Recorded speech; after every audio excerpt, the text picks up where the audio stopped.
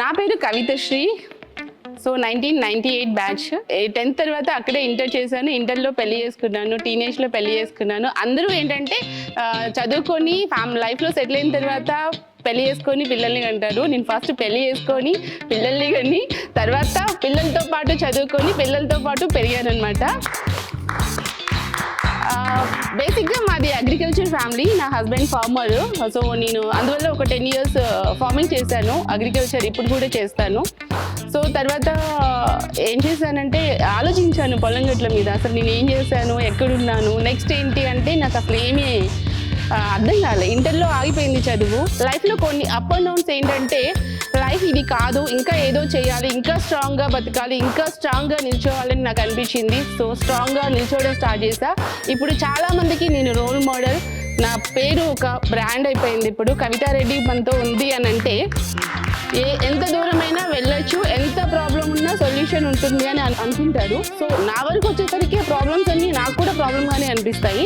So problems వచ్చినప్పుడు మనం ఎలా ఫీల్ అవుతాము, ఎలా రియలైజ్ అవుతాము, ఎలా ఆలోచిస్తాము, ఎలా దాంట్లోంచి బయటికి రావడానికి ప్రయత్నిస్తామనేది మనలో ఉన్న టాలెంట్. సో నేను దాన్ని కొంచెం వాడుకున్నాను, ఇక్కడ ఉన్నాను. సో తర్వాత చిన్న చిన్న జాబ్స్ చేశాను అందరిలాగానే. కష్టపడి ఫీజులు కట్టుకొని LLB చేశాను, LLM కార్పొరేట్లో చేశాను. ఫ్రమ్ లాస్ట్ 8 years ప్రాక్టీస్ చేస్తున్నాను.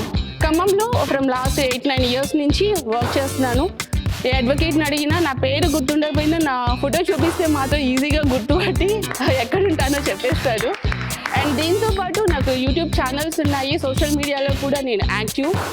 అండ్ ఫ్యామిలీ లైఫ్కి వచ్చేసరికి నాకు 2 పిల్లలు. బాబు BTech final year cyber security in LP university.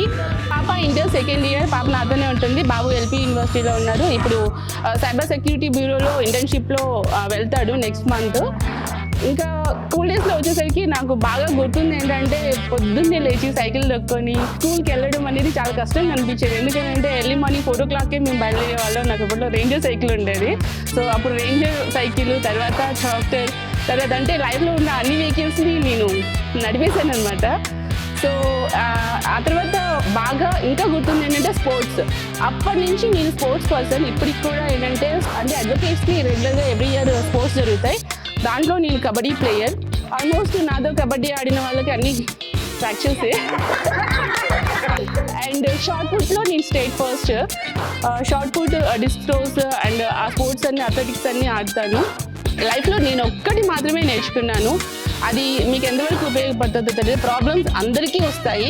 ప్రాబ్లమ్స్ని మనం ఎలా చూస్తామనేది ఇంపార్టెంట్.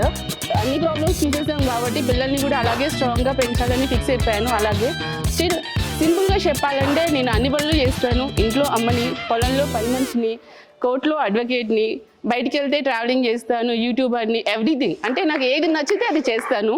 నాకు ఒక డైలాగ్ ఇచ్చారు, పుష్ప అంటే ఫ్లవర్ అనుకుంటివా, ఫైర్ నీ ఎవ్వ తగ్గేదేలే.